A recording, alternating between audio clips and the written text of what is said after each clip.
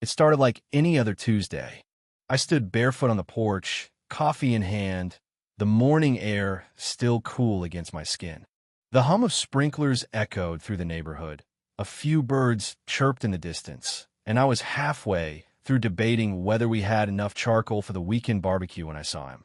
An HOA office rat, at least that's what the patch on his polo shirt claimed, strode across our front lawn like he was storming a compound. He barked something I couldn't hear, pulled a taser from his belt, and fired it at my wife. Yes, my wife. She crumpled on the driveway. For a second, I couldn't move. Couldn't think. Just stood there with my coffee, frozen. What the man in tactical cargo pants didn't know, couldn't have known, was that my wife, Dana Cross, was ex-Special Forces. And her old Team Delta veterans turned cybersecurity freelancers were already in position around the perimeter, laser dots tracing across the fake sheriff's vest like a warning from God. Dana had seen it all coming. She didn't flinch. Not when we first moved into this place 6 months ago. Not when the citations started. Not when the fake patrols began harassing the neighbors. She watched. She waited. She documented.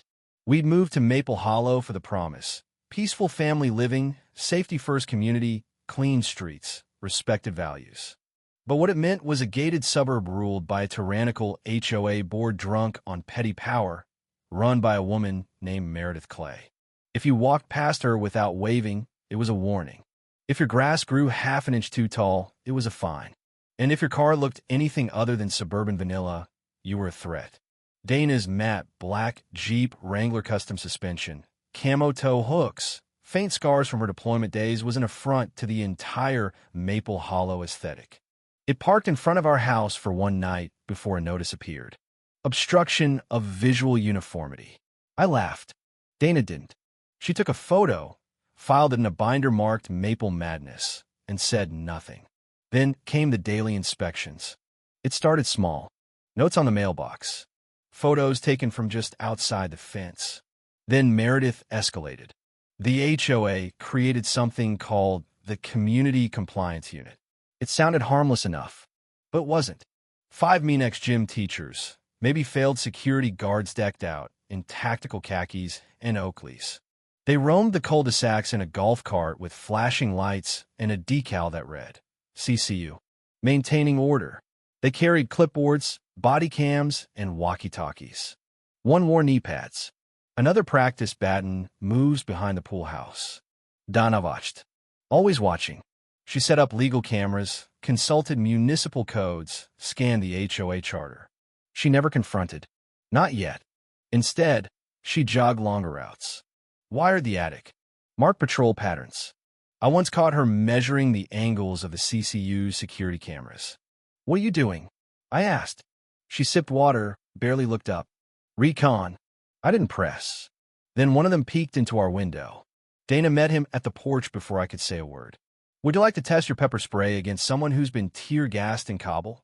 she asked, calm as still water. He fled like a kicked dog. The neighborhood started noticing. Dana became a quiet legend. Kids waved at her Jeep. Parents whispered stories. A grandma down the street, Eleanor, was fined for decorative insubordination when her lawn gnome stuck up a middle finger. Dana brought her cookies and took a statement. The gnome became a rallying cry. Then the sidewalk chalk incident happened. Children had drawn rainbows and cats outside their homes. The HOA fined the parents for unauthorized use of visual space. That's when the tide turned. At the next meeting packed, tense, standing room, only Dana sat in the back. Silent. Watching. Listening. She said nothing while Meredith defended the fines. But the next morning, we got another citation. Presence of aggressive vehicle design. Dana smiled. It's time. That evening, at our neighborhood barbecue, Dana parked the Jeep directly under the HOA welcome sign. The word freedom was painted across the windshield in washable white. As if on cue, the CCU pulled up. One of them stepped out, body cam flashing, and began reciting some clause about vehicle compliance. Another, the same one from before, raised the taser. Dana didn't move. "You'll have to go through me," she said. He fired. She dropped just like the first time. Only this time, it was all part of the plan. From hedges, Rooftops and parked cars, red laser dots shimmered in the dusk.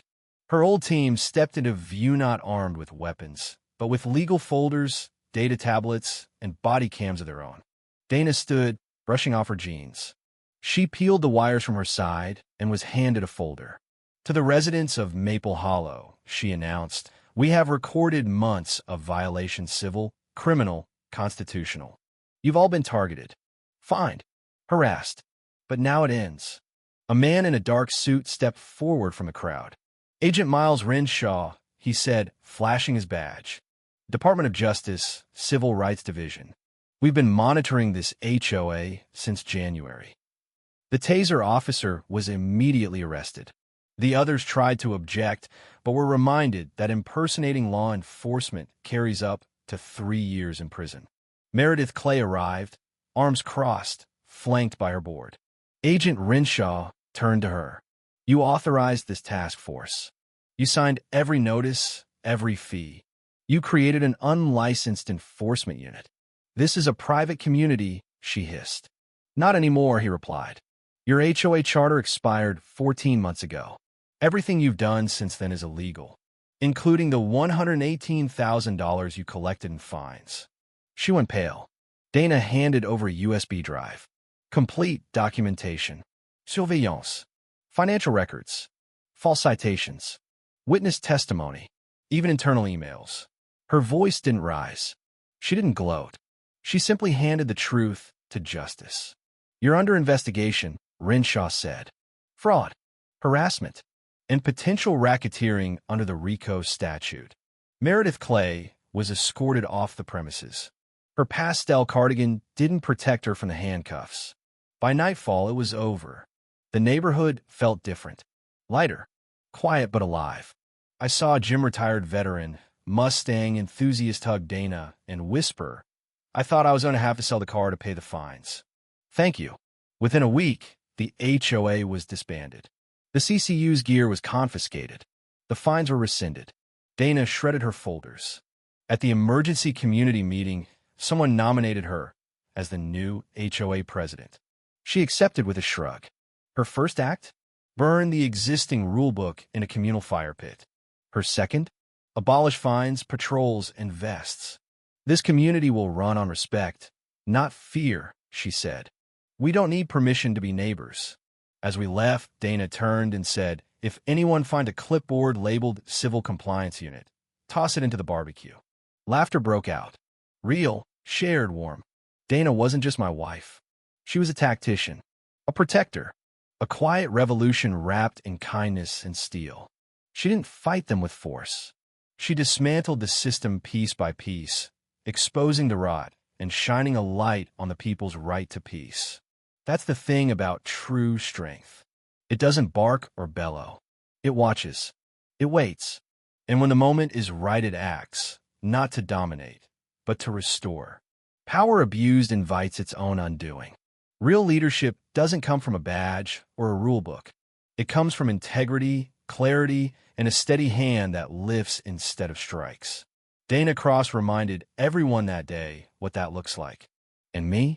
I'm just a guy on the porch, coffee in hand, grateful every morning for the woman who changed our neighborhood forever.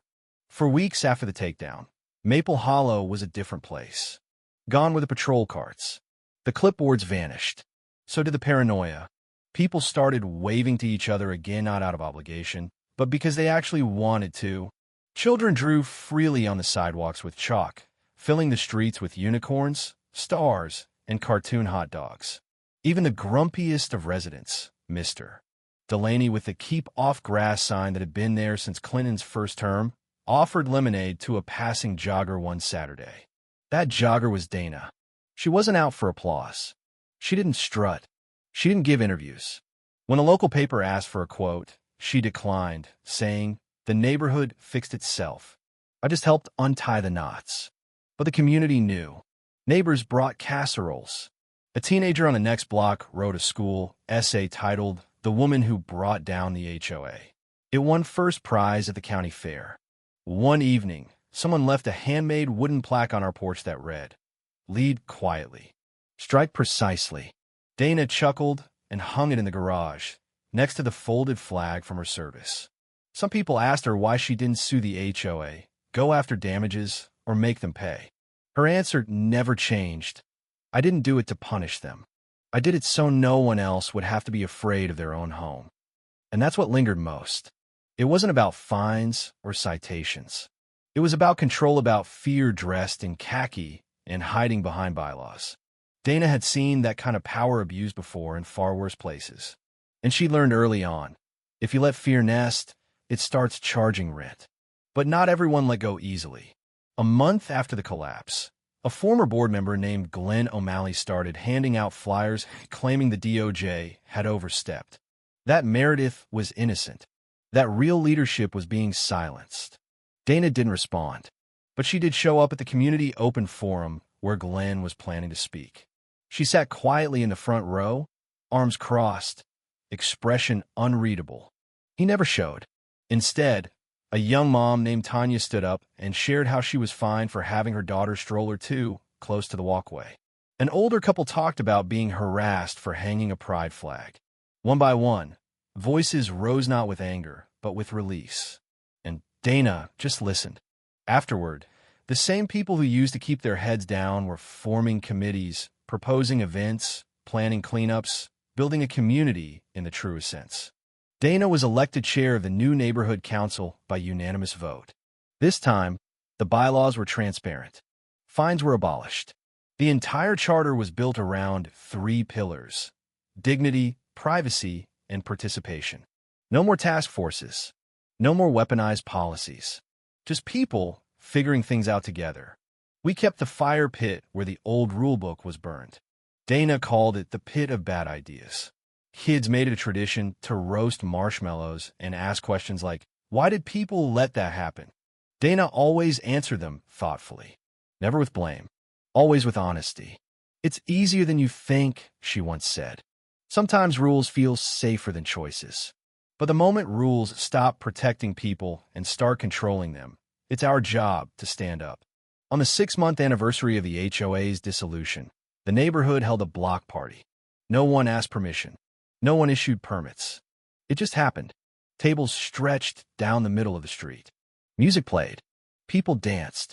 And somewhere between the grilled corn and the fireworks, someone tapped a spoon on a glass and raised a toast. To Dana Cross, they said, for proving that one calm, determined woman can do more than a dozen men with badges and clipboards. Everyone clapped. Dana raised her root beer and smiled. Later that night, as we cleaned up, I asked her what she thought had changed the most. Not the rules, she said. The silence. People finally found their voice. That stuck with me, because silence was how the HOA operated. It fed on people keeping their heads down, staying quiet, believing they were alone. Dana had shattered that illusion. She didn't storm the gates. She opened the doors. After that night, I noticed more changes. Eleanor, the gnome rebel, started painting murals with the neighborhood kids. Jim gave free Mustang rides on Sundays. The local high school invited Dana to speak at graduation. She declined, but wrote a short message for the valedictorian to read aloud. Don't fear structure, but always question power. You don't have to be loud to lead. You just have to know what's right and when to act. People framed that quote in their homes. The HOA's old storage shed, once used to house citations and cones, was turned into a community library. Dana installed the first bookshelf. I slipped in a copy of The Art of War, just for fun. One evening, months later, a man in his 60s knocked on our door. He wore a faded Maple Hollow staff polo and had deep creases around his eyes. Said his name was Pete. Used to be part of the CCU. The Taser crew. I wanted to say I'm sorry, he said. Dana invited him in. Made him tea. They talked for over an hour. Afterward, Pete became a regular at the Saturday breakfasts. He helped with landscaping, mentored teens at the rec center, and never once touched a clipboard again. Time moved on. The seasons changed. Life settled into something steady. And yet, I often thought back to that morning on the porch. The taste of bitter coffee. The sudden violence. The disbelief. The rage. And then the calm. Dana had stood in the center of chaos and made a choice. Not to fight harder, but to outthink, outwait, and outmaneuver. She didn't need a weapon. She was the weapon, and she wielded it not to destroy, but to rebuild.